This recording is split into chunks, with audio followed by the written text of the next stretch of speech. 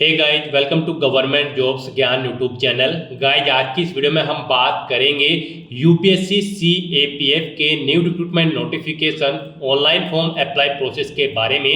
जी हाँ दोस्तों, Union Public Service Commission UPSC ने यहाँ पर central arm police forces assistant commandant के 357 खाली पदों को भरने के लिए नोटिफिकेशन रिलीज कर दिया है। कैसे आप इस भर्ती में पार्टिसिपेट करने के लिए अपने फॉर्म अप्लाई कर सकते हो बिना कोई मिस्टेक किए हुए, इसकी पूरी जानकारी हम आपको स्टेप बाय स्टेप रजिस्ट्रेशन से लेकर प्रिंट तक इस वीडियो में देंगे। बस आपको इस वीडियो को स्किप के बिना शुरू से लेकर एंड तक देखना है। उसके बाद वीडियो पसंद आए तो इसे लाइक और शेयर कर दें। चैनल पर नए हो तो इसे सब्सक्राइब कर लें। साथ ही यहाँ पर कैंडिडेट को फॉर्म अप्लाई करते हुए प्रॉब्लम फेस हो रही है, उन सभी प्रॉब्लम का हल आपको इस वीडियो में मिल जाएगा।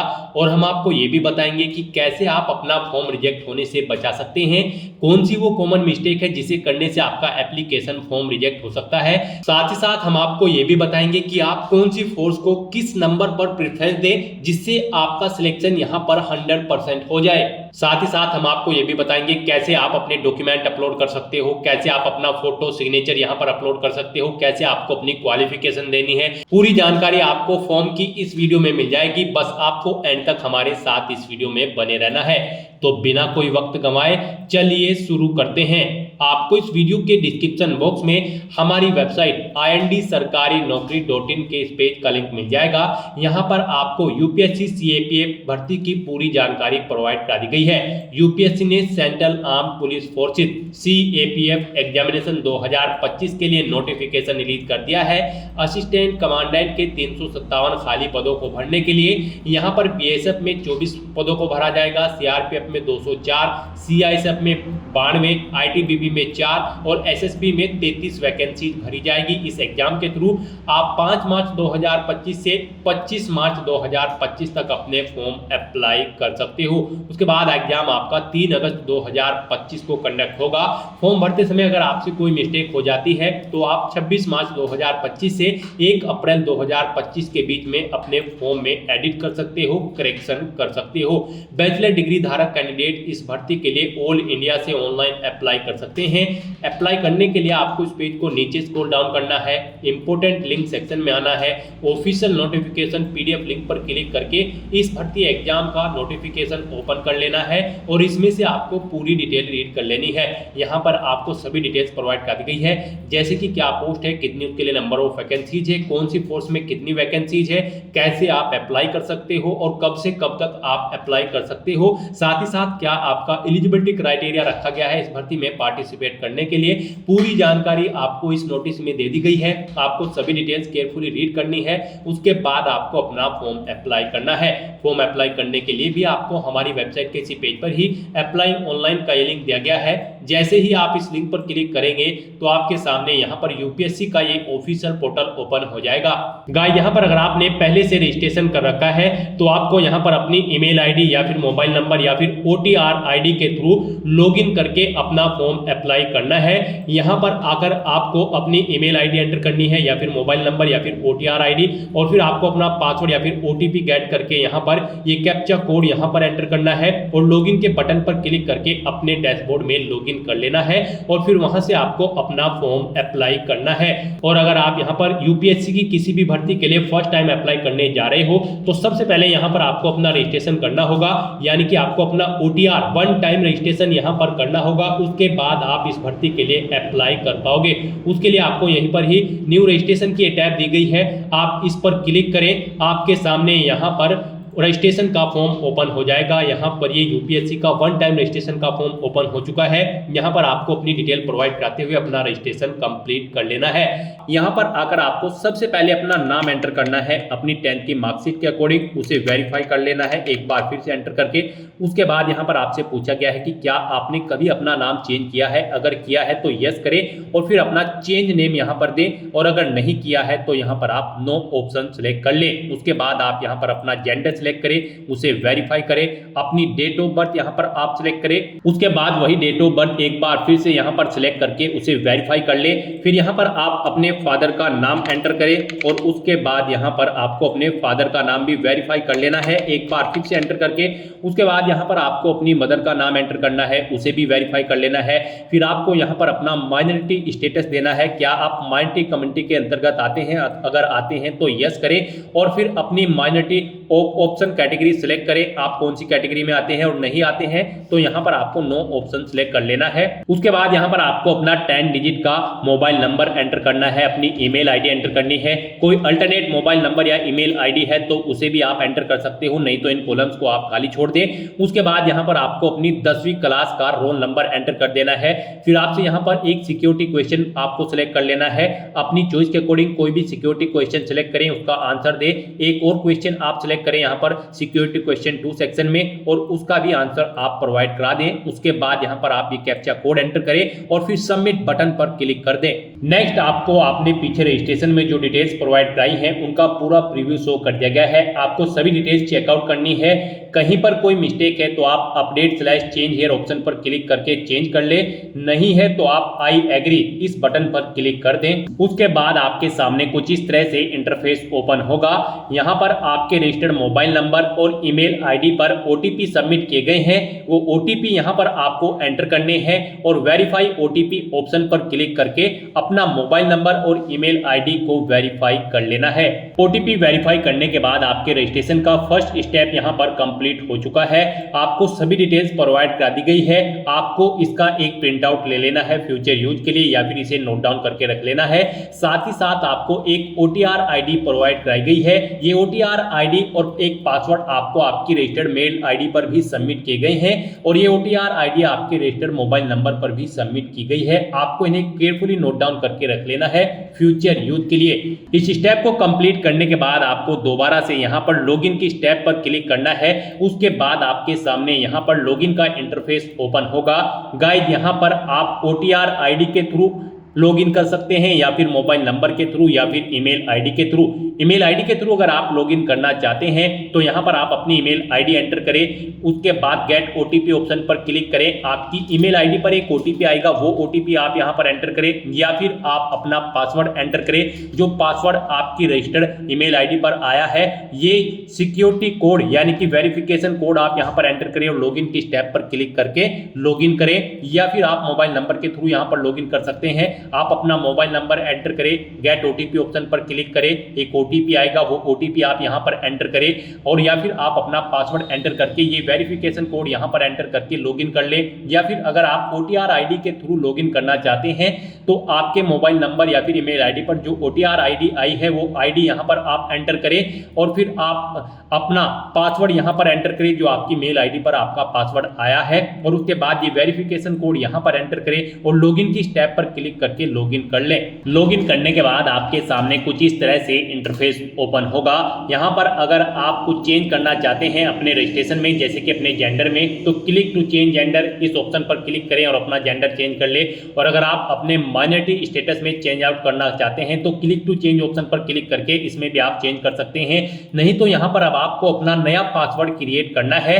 यहां पर गाइड अब आपको अपना नया पासवर्ड क्रिएट करना है। इसके लिए आपको गाइडलाइन दी गई है, आपका पासवर्ड कम से कम 8 कैरेक्टर का होना चाहिए और ये अल्फा न्यूमेरिक फॉर्मेट में होना चाहिए। मींस आपके पासवर्ड में कम से कम एक अपर केस कैरेक्टर, एक लोअर केस कैरेक्टर, एक इंटीजर नंबर और एक स्पेशल कैरेक्टर जैसे कि @ या फिर डॉलर होना चाहिए। वही पासवर्ड आपको यहां पर एक बार फिर से एंटर करके कंफर्म कर लेना है। हम आपको पासवर्ड का सैंपल दिखा रहे हैं, इसके अकॉर्डिंग आपको अपना पासवर्ड क्रिएट करना है। तो आपका अपना पासवर्ड कुछ इस फॉर्मेट में रेडी करना है। इसमें आपका एक अपर केस कैरेक्टर, एक लोअर केस कैरेक्टर, एक इंटीजर नंबर और एक स्पेशल कैरेक्टर होना चाहिए और इसकी लेंथ कम से कम 8 कैरेक्टर की होनी चाहिए। तो इस फॉर्मेट में आपको अपना पासवर्ड यहां पर क्रिएट करना है।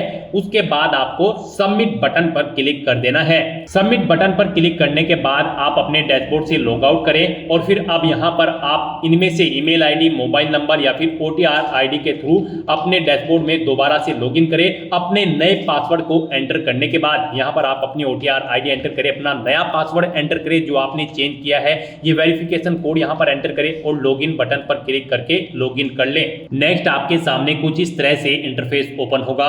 गाइस यहाँ पर हम आपको यूपीएससी का OTR वन टाइम रजिस्ट्रेशन करके दिखा रहे हैं। इसे कंप्लीट करने के बाद आप यूपीएससी में निकलने वाली सभी भर्तियों पर अप्लाई करने के लिए एलिजिबल हो जाएंगे। सभी भर्तियों पर अप्लाई करने से पहले आपको ऐसे ही OTR करना पड़ता है, बिना इसके आप यूपीएससी की किसी भी भर्ती के लिए अप्लाई नहीं कर पाओगे। तो यहाँ पर आने के बाद आपको अपने डैशबोर्ड में अपनी OTR की प्रोफाइल को कंप्लीट करना है। सबसे पहले यहाँ पर आपको अपनी पर्सनल इंफॉर्मेशन प्रोवाइड करानी है, तो आप यहाँ पर पर्सनल इंफॉर्मेशन के इस लिंक पर क्लिक करें। उसके बाद आपके सामने कुछ इस तरह से इंटरफेस ओपन होगा। यहाँ पर आपको आपकी कुछ चीजें ऑटोमेटिकली फिल मिल गई है जो आपने रजिस्ट्रेशन के फर्स्ट स्टेप में प्रोवाइड कराई थी।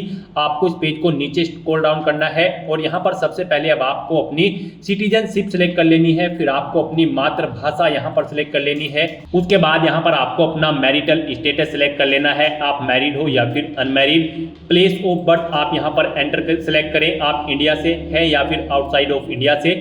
उसके बाद यहाँ पर आप अपना पोस्ट ऑफिस का नाम एंटर करें, सिटी या टाउन या फिर विलेज का नाम एंटर करें, अपना स्टेट यहाँ पर आप सिलेक्ट करें। उसके बाद आप अपना डिस्ट्रिक्ट यहाँ पर सिलेक्ट करें, फिर आप अपना पिन कोड यहाँ पर एंटर कर दें। उसके बाद यहाँ पर आपको अपनी कम्युनिटी सिलेक्ट कर लेनी है, आप जिस भी कम्युनिटी से बिलोंग करते हैं।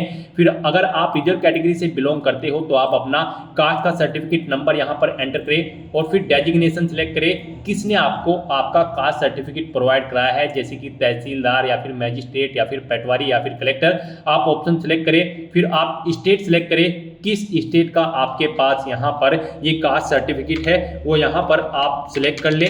उसके बाद यहाँ पर कब आपको वो इशू हुआ है वो डेट आप सिलेक्ट करें और फिर जिस ऑफिस से आपको ये आपका कास्ट सर्टिफिकेट इशू हुआ है उसका पूरा एड्रेस आपको यहाँ पर एंटर कर देना है। ये सभी डिटेल्स आपको आपके सर्टिफिकेट में मिल जाएगी, वहां से आपको इन्हें देखकर यहाँ पर फिलअप कर देना है। फिर यहाँ पर आपको अपना रिलीजन सिलेक्ट कर लेना है। उसके बाद यहाँ पर आपको अपनी कास्ट का नाम दे देना है, फिर आपको अपने कास्ट सर्टिफिकेट का सीरियल नंबर यहाँ पर एंटर कर देना है। फिर यहाँ पर आपको अपने कास्ट सर्टिफिकेट का सीरियल नंबर एंटर कर देना है। उसके बाद यहाँ पर आपसे पूछा गया है कि क्या आप PWBD या फिर PWD कैंडिडेट हैं, अगर हैं तो यस ऑप्शन सिलेक्ट करें और फिर बताएं आपकी परसेंटेज क्या यहाँ पर 40% से अबव है, अगर है तो यस करें, नहीं है तो नो ऑप्शन सिलेक्ट करें। और अगर आप यहाँ पर PWBD या फिर PWD कैंडिडेट नहीं है तो आपको नो ऑप्शन सिलेक्ट करना है।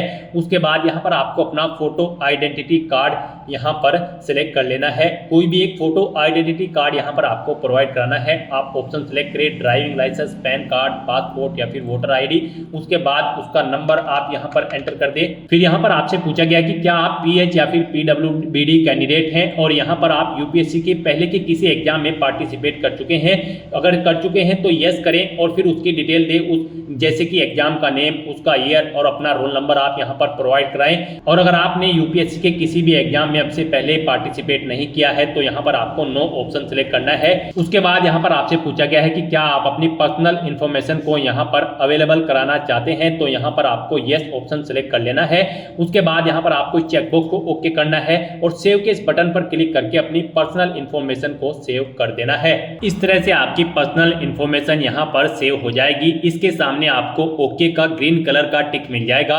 अब यहाँ पर आपको अपना एड्रेस इंफॉर्मेशन प्रोवाइड करानी है। एड्रेस इंफॉर्मेशन के इस लिंक पर क्लिक करें। उसके बाद आपके सामने कुछ इस तरह से इंटरफेस ओपन होगा। अब यहाँ पर आप अपना कोरोस्पोंडेंस एड्रेस एंटर करें। उसके बाद आप अपना परमानेंट एड्रेस यहाँ पर एंटर कर दें और अगर आपका परमानेंट एड्रेस आपके कोरोस्पोंडेंस एड्रेस के अकॉर्डिंग सेम है तो यहाँ पर click here if your permanent postal address is same as correspondence address, आप इस चेकबॉक्स पर ओके कर दें। ऑटोमेटिकली आपका परमानेंट एड्रेस आपके कोरोस्पोंडेंस एड्रेस के अकॉर्डिंग फिल हो जाएगा। उसके बाद आप सेव के इस बटन पर क्लिक करके अपनी एड्रेस की इंफॉर्मेशन को आप सेव कर दें। एड्रेस की इंफॉर्मेशन प्रोवाइड कराने के बाद आपको अपना फोटो और सिग्नेचर अपलोड करने हैं, तो आप फोटो एंड साइन अपलोड इस लिंक पर क्लिक करें। आपके सामने कुछ इस तरह से इंटरफेस शो होगा। यहाँ पर आपको दी गई गाइडलाइंस के अकॉर्डिंग अपना फोटो और सिग्नेचर अपलोड करने हैं। गाइस यहाँ पर आपका फोटोग्राफ JPG फॉर्मेट में होना चाहिए और आपका फोटो का डायमेंशन 550 पिक्सल से 1000 पिक्सल के बीच में होना चाहिए और आपका फोटो यहाँ पर कुछ इस तरह से होना चाहिए। उसके नीचे यहाँ पर आपको अपना नाम एंटर करना है और फिर किस डेट को यहाँ पर क्रिएट हुआ है वो डेट आपको यहाँ पर एंटर कर देनी है। यहाँ पर आपके फोटो का बैकग्राउंड व्हाइट कलर में होना चाहिए और ये 10 दिन से ओल्ड नहीं होना चाहिए। मींस जिस दिन आप फॉर्म भर रहे हैं उससे 10 दिन से ज़्यादा पुराना फोटो आपका नहीं होना चाहिए। तो यहाँ पर आपको चूज फाइल बटन पर क्लिक करना है, फाइल को सेलेक्ट कर लेना है और अपना फोटो यहाँ पर आपको अपलोड कर देना है। अपना फोटो सेलेक्ट करने के बाद आपको चेकबॉक्स को ओके करना है और फिर आपको सेव बटन पर क्लिक कर देना है। और अगर आपका फोटो यहाँ पर बड़ा या छोटा है, आप उसे रिसाइज करना चाहते हैं तो यहाँ पर आप क्लिक हियर के इस लिंक पर क्लिक करें। यहाँ पर आपको पूरी गाइडलाइन दी गई है कैसे आप अपना फोटो यहाँ पर रिसाइज कर सकते हैं। यहाँ पर आपको अपने कंप्यूटर में MS पेंट ओपन कर लेना है, उसमें अपना फोटो इंपोर्ट कर लेना है और इन इंस्ट्रक्शंस को फॉलो करते हुए आपको अपना फोटो यहाँ पर रिसाइज कर लेना है। आप अपना फोटो इन इंस्ट्रक्शंस को फॉलो करते हुए रिसाइज कर सकते हैं, उसे बड़ा या छोटा आप कर सकते हैं। अपना फोटो इस तरह से अपलोड करने के बाद अब आपको सिग्नेचर की स्टेप पर क्लिक करना है और अपने सिग्नेचर भी आपको यहाँ पर गाइडलाइन के अकॉर्डिंग ही अपलोड करने हैं। आपके सिग्नेचर भी JPG फॉर्मेट में होने चाहिए।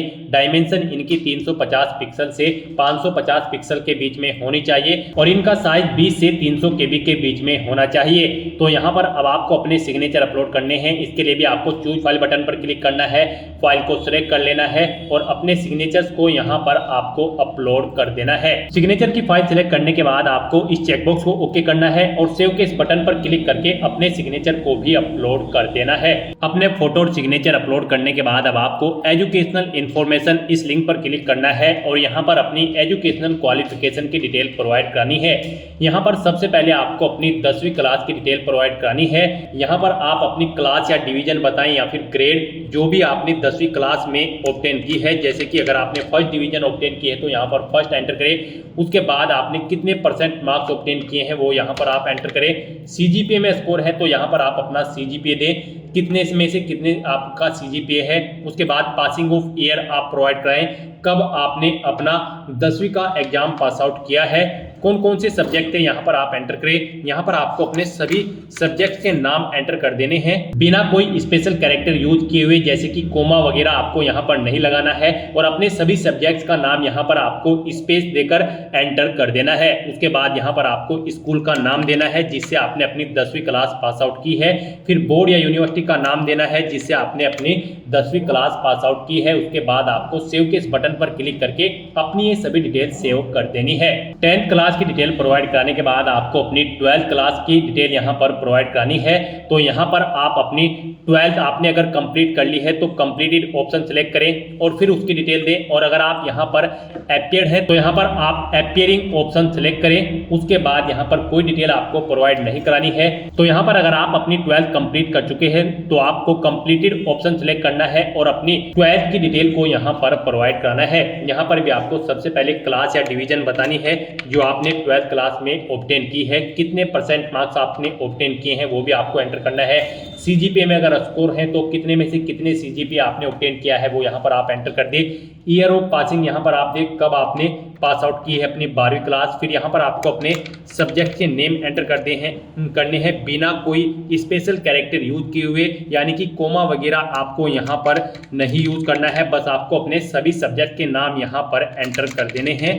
उसके बाद यहाँ पर आपको अपने स्कूल या कॉलेज का नाम देना है जिससे आपने अपनी 12वीं क्लास पास आउट की है, बोर्ड का नाम देना है जिससे आपने अपनी 12वीं क्लास पास आउट की है और सेव के इस बटन पर क्लिक करके आपको अपनी डिटेल सेव कर देनी है। अपनी 12th क्लास की डिटेल सेव करने के बाद अगर आपने ग्रेजुएशन या फिर पोस्ट ग्रेजुएशन कर रखी है तो आप उसकी डिटेल भी प्रोवाइड करा सकते हैं।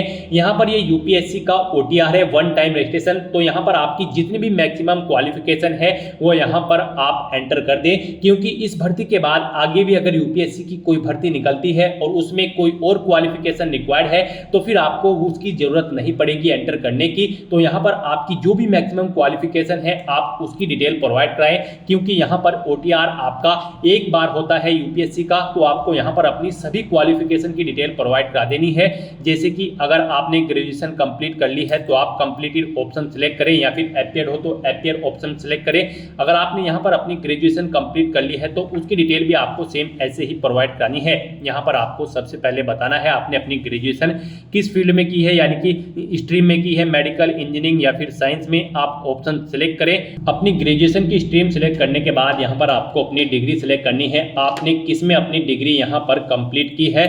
उसके बाद यहाँ पर आपको अपनी डिग्री की डिवीजन बतानी है या फिर क्लास बतानी है, आपने फर्स्ट क्लास में ऑब्टेन की है या फिर सेकंड में या फिर थर्ड में, कितने % मार्क्स आपने ऑब्टेन किए हैं वो एंटर करें। सीजीपीए में अगर स्कोर है तो वो आप एंटर कर दें, कब आपने पास आउट की है वो यहाँ पर आप एंटर करें, फिर सब्जेक्ट कौन कौन से थे वो यहाँ पर आप एंटर कर दें बिना कोई स्पेशल कैरेक्टर यूज किए हुए। उसके बाद यहाँ पर आपसे पूछा गया है आपके स्कूल का नाम, किससे आपने अपनी डिग्री कंप्लीट की है, फिर बोर्ड या यूनिवर्सिटी का नाम यहाँ पर आप सिलेक्ट करें। उसके बाद यहाँ पर आपको अपने ग्रेजुएशन सर्टिफिकेट का नंबर एंटर कर देना है। उसके बाद कब आपको वो इशू हुआ है आपका सर्टिफिकेट, वो डेट आपको सिलेक्ट कर लेनी है। आपको डेजिग्नेशन बतानी है इशूइंग अथॉरिटी की जिसने आपको ये सर्टिफिकेट इशू किया है। उसके बाद आपको फुल एड्रेस यहाँ पर उस अथॉरिटी का एंटर कर देना है।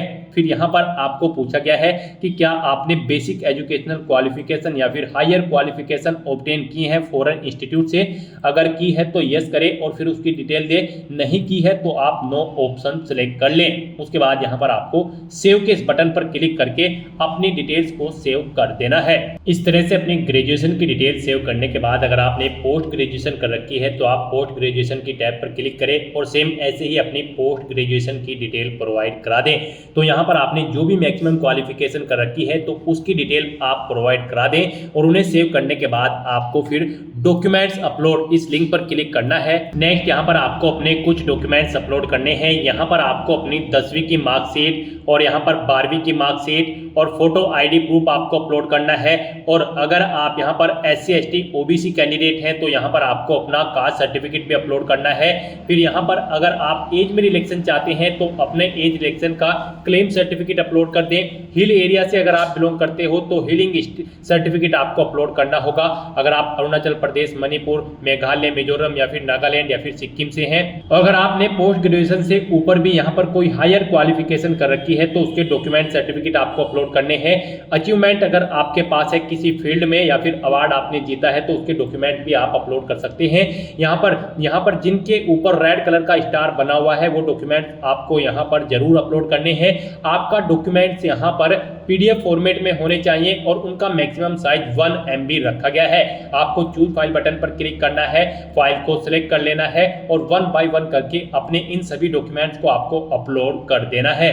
अपने इन सभी डॉक्यूमेंट्स को सक्सेसफुली अपलोड करने के बाद आपको पेरेंटल इंफॉर्मेशन इस लिंक पर क्लिक कर देना है। उसके बाद आपके सामने कुछ इस तरह से इंटरफेस ओपन होगा। अब यहाँ पर आपको अपने गार्जियंस, अपने फादर और मदर की इंफॉर्मेशन प्रोवाइड करनी है। सबसे पहले आपको अपनी फादर की इंफॉर्मेशन प्रोवाइड करानी है। उनकी नेशनलिटी आप सिलेक्ट करें, फिर उनका प्रोफेशन आप यहाँ पर सिलेक्ट कर लें। उसके बाद यहाँ पर आपको उनका एड्रेस एंटर करना है। आप उनका एड्रेस एंटर कर दें या फिर अगर उनका एड्रेस आपके एड्रेस के अकॉर्डिंग सेम है तो यहाँ पर आप कोरोस्पोंडेंस एड्रेस या फिर परमानेंट एड्रेस आपके जिस भी एड्रेस से सेम है यहाँ पर आप उस लिंक पर क्लिक कर दें। ऑटोमेटिकली उनका एड्रेस भी आपके एड्रेस के अकॉर्डिंग फिल हो जाएगा। और अगर आपके फादर यहाँ पर सर्विस में हैं या फिर रिटायर्ड हो चुके हैं तो उनकी पोस्ट का नाम यहाँ पर आपको एंटर करना है। उनकी एनुअल इनकम यहाँ पर आपको एंटर करनी है। फिर यहाँ पर वो कौन से स्टेट से बिलोंग करते हैं वो स्टेट आपको सेलेक्ट कर लेना है, डिस्ट्रिक्ट सेलेक्ट कर लेना है उनका। और इस तरह से अपनी डिटेल्स फिल करने के बाद आपको सेव बटन पर क्लिक करके अपने फादर की डिटेल को सेव कर देना है। और उसके बाद आपको मदर इन्फॉर्मेशन इस टैब पर क्लिक करके अपनी मदर की इन्फॉर्मेशन भी सेम ऐसे ही यहाँ पर आपको प्रोवाइड करानी है। मदर की इन्फॉर्मेशन में भी आपको सबसे पहले अपनी मदर की नेशनलिटी सेलेक्ट कर लेनी है, उनका प्रोफेशन आपको सेलेक्ट कर लेना है और उनका एड्रेस भी आप यहाँ पर एंटर कर सकते हो। नहीं तो यहाँ पर आप कोरोस्पोंडेंस या फिर परमानेंट एड्रेस या फिर फादर एड्रेस ऑप्शन सेलेक्ट करके इन्हीं का एड्रेस यहाँ पर फिल हो जाएगा जिस भी लिंक पर आप क्लिक करेंगे। उसके बाद अगर वो यहाँ पर कार्यरत है यानी कि सर्विस करती हैं या फिर रिटायर्ड हो चुकी है तो उनकी पोस्ट का नाम यहाँ पर आप एंटर कर दें। उनकी एनुअल इनकम कितनी है वो यहाँ पर आप एंटर कर दें, नहीं है तो आप नोट एप्लीकेबल यहाँ पर एंटर कर सकते हैं।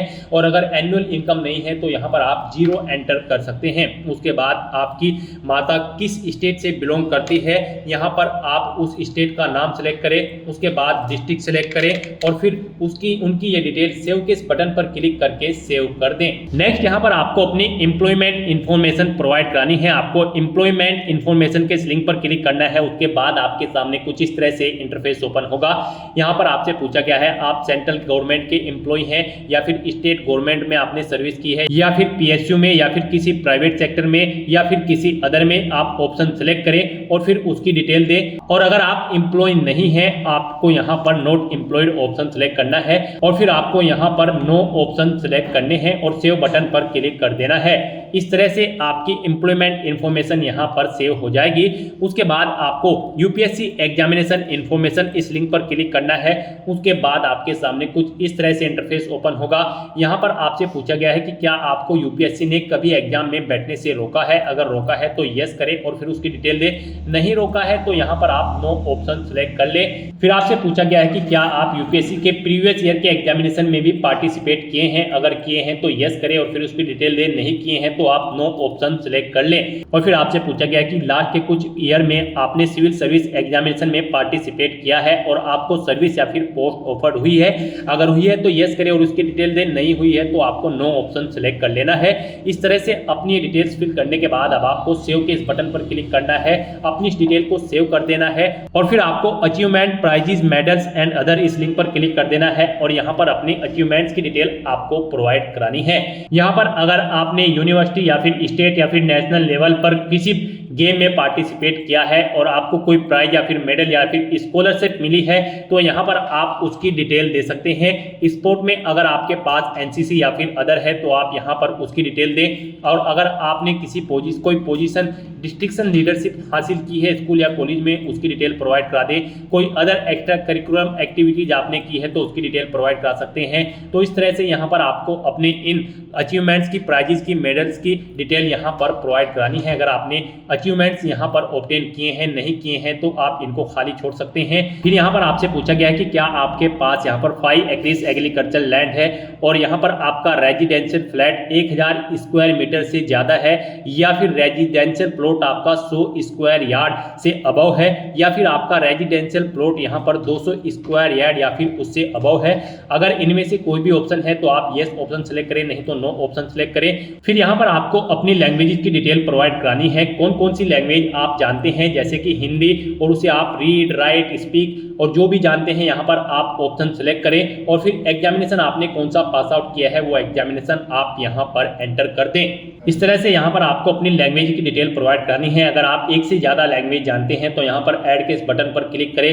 फिर यहाँ पर आप अपनी दूसरी लैंग्वेज सेलेक्ट करें और उसकी डिटेल दें। इस तरह से अपनी लैंग्वेजेस की डिटेल आपको यहाँ पर प्रोवाइड करानी है और फिर आपको सेव के इस बटन पर क्लिक करके अपनी ये डिटेल सेव कर देनी है। इस तरह से आपके वन टाइम रजिस्ट्रेशन की प्रोफाइल आपकी कंप्लीट हो जाएगी। यहाँ पर इन सभी ऑप्शन के सामने आपको ग्रीन कलर का ओके का टिक मिल जाएगा।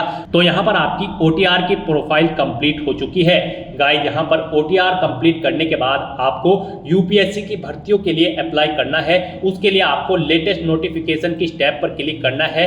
नेक्स्ट आपके सामने कुछ इस तरह से इंटरफेस ओपन होगा। यहाँ पर यूपीएससी का डैशबोर्ड आपका ओपन हो चुका है। यहाँ पर करंट में यूपीएससी की जितनी भी भर्तियां चल रही होगी आपको शो कर दी जाएगी। यहाँ पर आकर आपको central arm police forces assistant commandant के सेक्शन में आना है और यहाँ पर आकर आपको क्लिक हियर फॉर पार्ट 1 भाग 1 के लिए यहाँ क्लिक करें। आपको इस लिंक पर क्लिक कर देना है।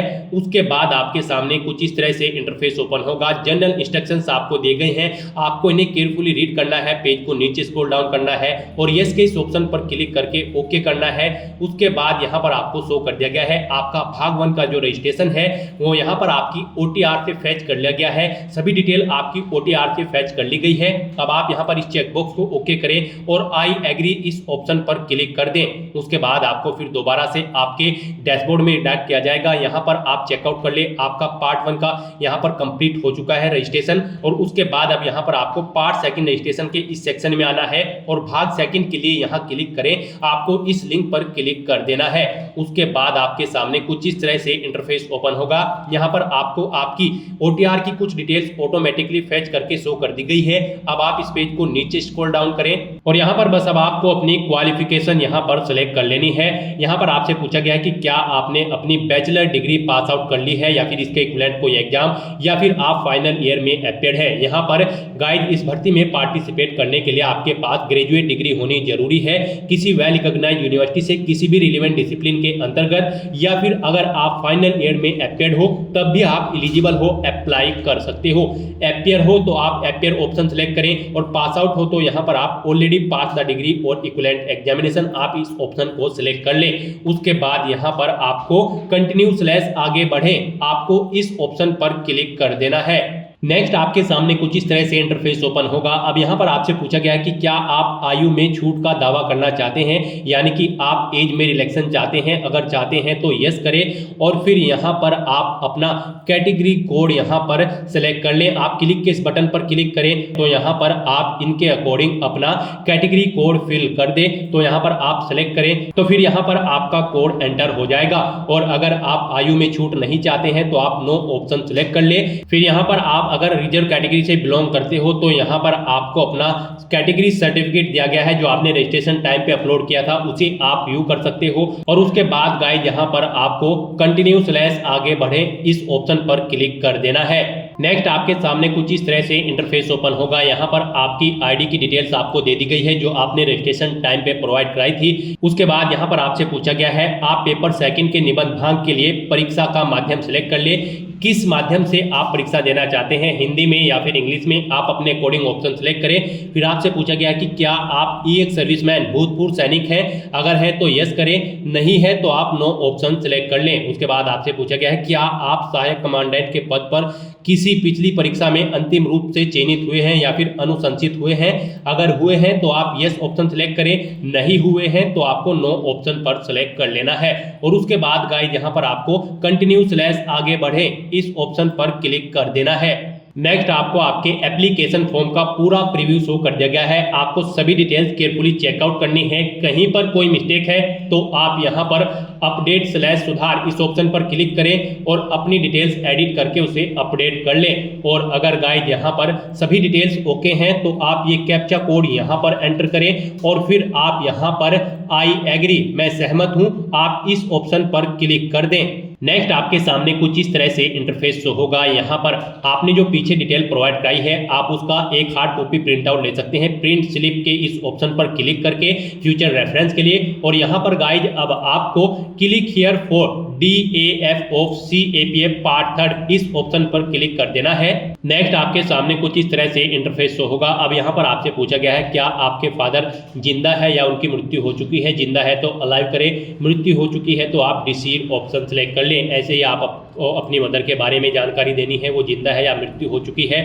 फिर यहाँ पर आपसे पूछा गया है कि क्या आपने एजुकेशनल क्वालिफिकेशन के लिए रूल 6 एग्जामिनेशन का रीड कर लिया है, आपने प्रोसेस कर लिया है। तो यहाँ पर आप यस ऑप्शन सेलेक्ट करें, नहीं किया है तो नो ऑप्शन सेलेक्ट करें। यहाँ पर आपको यस ऑप्शन सेलेक्ट करना होगा। फिर आपसे पूछा गया है कि क्या आप NCC B या फिर C सर्टिफिकेट रखते हैं, अगर है तो यस करें, नहीं है तो आप नो ऑप्शन सेलेक्ट कर लें। फिर आपसे पूछा गया है कि क्या आप एक सर्विसमैन हैं, अगर है तो यस करें, नहीं तो नो ऑप्शन सेलेक्ट करें। नेक्स्ट आपसे पूछा गया क्या आपने पूर्व में भी CAPF ACS एग्जामिनेशन में पार्टिसिपेट किया है और आपको एग्जाम के बेस पर कोई सर्विस यहाँ पर अलॉट हुई है, अगर हुई है तो यस करें और फिर उसकी डिटेल दे, और अगर नहीं हुई है तो यहाँ पर आप नो ऑप्शन सेलेक्ट कर लें। फिर आपसे पूछा गया कि क्या आप सिविलियन सेंट्रल गवर्नमेंट सर्वेंट है, अगर है तो यस करें, नहीं है तो आप नो ऑप्शन सेलेक्ट कर लें। फिर आपसे पूछा गया कि क्या आपको स्पोर्ट्स में कोई अचीवमेंट है, अगर है तो यस करें और फिर उसकी डिटेल दे, जैसे कि स्पोर्ट का नाम, हाईएस्ट लेवल ऑफ पार्टिसिपेशन, कब आपने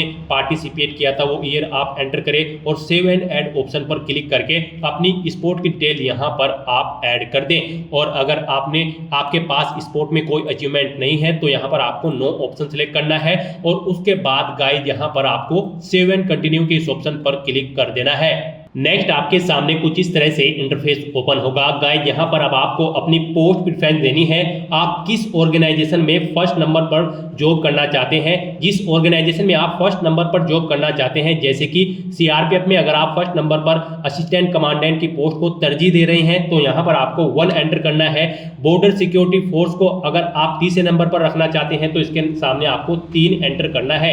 इस तरह से आपको यहाँ पर आप जिस ऑर्गेनाइजेशन को जिस नंबर पर प्रेफरेंस देना चाहते हैं उसके सामने यहाँ पर आपको नंबर एंटर कर देने हैं और उसके बाद गाइस यहाँ पर आपको 7 कंटिन्यू के इस ऑप्शन पर क्लिक करना है। नेक्स्ट आपके सामने डिक्लेरेशन का सेक्शन ओपन होगा। यहाँ पर आपको प्रीव्यू एप्लीकेशन के इस लिंक पर क्लिक करके अपने एप्लीकेशन फॉर्म का प्रीव्यू चेकआउट कर लेना है और फिर यहाँ पर आपसे पूछा गया है कि क्या आपने प्रीव्यू देख लिया है अपने एप्लीकेशन फॉर्म का, तो यहाँ पर आपको यस ऑप्शन सेलेक्ट करना है और फिर गाइस यहाँ पर आपको पार्ट 3 फाइनल सबमिट आपको इस ऑप्शन पर क्लिक कर देना है। उसके बाद यहाँ पर आपको आपके डैशबोर्ड में डायरेक्ट कर दिया जाएगा। अब आपको यहाँ पर आप चेकआउट कर सकते हो आपका पार्ट 1, पार्ट 2 और पार्ट 3 का एप्लीकेशन फॉर्म भरा जा चुका है और आपका फोटोग्राफ और सिग्नेचर भी यहाँ पर फैचअप कर लिए गए हैं आपके OTR से। अब यहाँ पर बस आपको last option centre selection and agreeing to declaration इस लिंक पर क्लिक कर देना है। उसके बाद आपके सामने कुछ इस तरह से इंटरफेस ओपन होगा। अब यहाँ पर आप अपना एग्जामिनेशन सेंटर सेलेक्ट करें। उसके बाद यहाँ पर आप डिक्लेरेशन घोषणा ये घोषणा रीड कर ले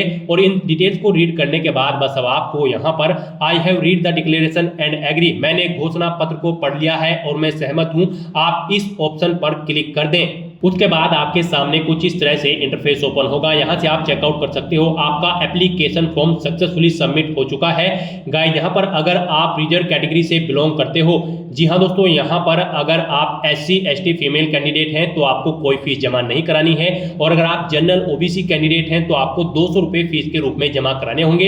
ये फीस का अमाउंट आप debit card, credit card, net banking या फिर UPI के माध्यम से जमा करा सकते हो। अगर आप यहाँ पर अनरिजर्व कैटेगरी से हो तो यहाँ पर आपको पहले अपनी फीस पेमेंट करनी होगी, उसके बाद आपका एप्लीकेशन फॉर्म सबमिट होगा।